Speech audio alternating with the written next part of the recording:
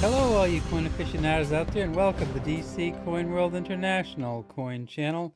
Well, I found a little jar of coins I had as a kid, and I found a 1963 Franklin half dollar in it. And this is just really cool. For one thing, it's probably been in there since sometime in the 60s, uh, and it was probably relatively new when I got it, but it is pretty old now. So let's take a look at it. At the top of it, it says Liberty.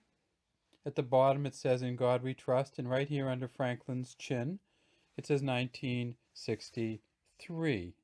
And sometimes these threes look a little bit like a five when they get worn, but this is clearly a three. You can see how his hair comes down and it's long. This is a big change in American coins when this first Franklin half dollar came out in 1948.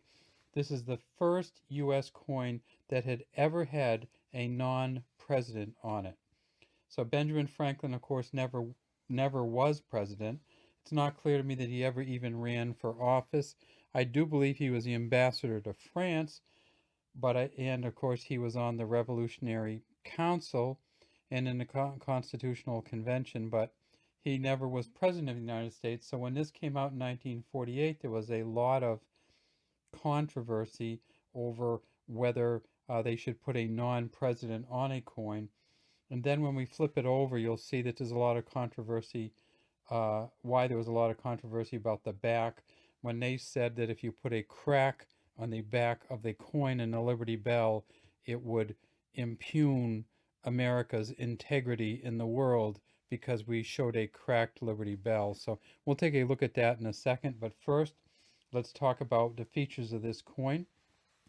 It is a silver coin, 90% silver or 0.900.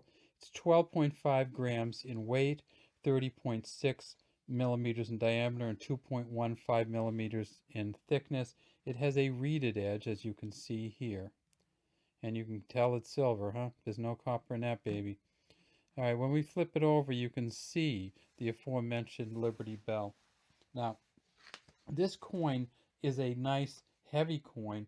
In silver value alone, we're talking about $6 just in silver. And in 1963, they made a bunch of them, and I'll tell you why after we kind of look at the back here. So if we look at the top of the back, it says United States of America. Down here it says half dollar. We see the Liberty Bell hanging from the wooden frame here and the crack through it. Over here we see E pluribus unum, and over here we see the eagle. Now this eagle, there's a number of different ways to tell how old the coins are, and one of them is to actually look at the number of eagle feathers on this side, and you can tell whether it's a type 1, which on this side, I'm sorry, type 1, which has 4 feathers to the left of the perch, or it's a type 2, um, which has, you can't see all the feathers to the left of the perch. So let's take a look at it. All right, so it's pretty clear that there are 4 there. So this is a type 1. And also one of the other things you look at in these coins are how clear the lines are across here. And see, you can see some writing there. You can actually see the X for the year that the bell was made. Then you can see some minimal kind of writing down here. See the writing here, up here with the date and the year. Down here you can see, and then here comes that crack through the Liberty Bell, which the American Council of the Arts felt was a bad way to represent the United States with a crack in a bell. We have the clapper down here, and then way up here in the center of the 2 bolts holding up the bell, we see the D. And that's where you're going to find the mint marks up here, right where it says the D for Denver. In 1963, at the Denver Mint, they made 67 million of these. Well, they made 67 million of these for one reason and one reason only, and that was, guess who was coming? They, after John F. Kennedy's death, President Kennedy's death in 1963, they rushed this coin to circulation. So this is a 1964 JFK half. I think they weren't sure quite how quickly they were going to be able to get it out.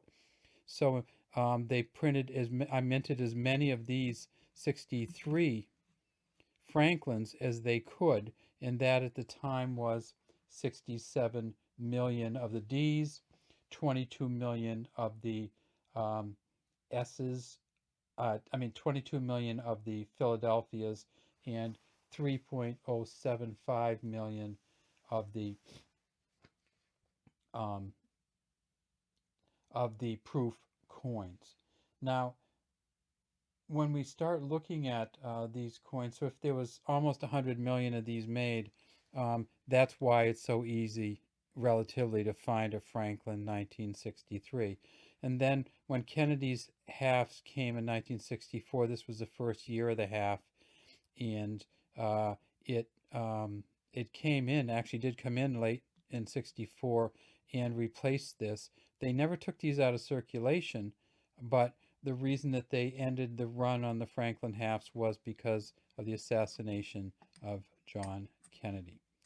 Now, when we look at who designed these coins, that's kind of a mixed bag. Also, the front of this coin was and back of this coin was initially designed by John Sinnock, Sinnock, and this was in fact his last design because he died before they finished the engraving of this coin in 1948, or before they minted this coin, and he died before they finished in 1947. Um, and when he died, Gilroy Roberts took over, and Gilroy Roberts, of course, is of the famed GR uh, initials on the engraving. And I think you might be able to see that he didn't put his initials on it. He left the Sinnock on here, John R. Sinnock on here, and he didn't put the Gilroy Roberts on this coin. See it right down there? John R. Sinnock, just kind of in memory of John Sinnock. And then when we get to the back, you see this is the Gilroy Roberts finished up this Liberty Bell here. All right, that's all we have today from the DC Coin World International Coin Channel. We'd love to have you subscribe to our channel. And if you like United States coins or world coins, please leave a comment in the comment section, and we'll do what we can to put on any coins that you'd like to see us do. Just put them in the comment section also.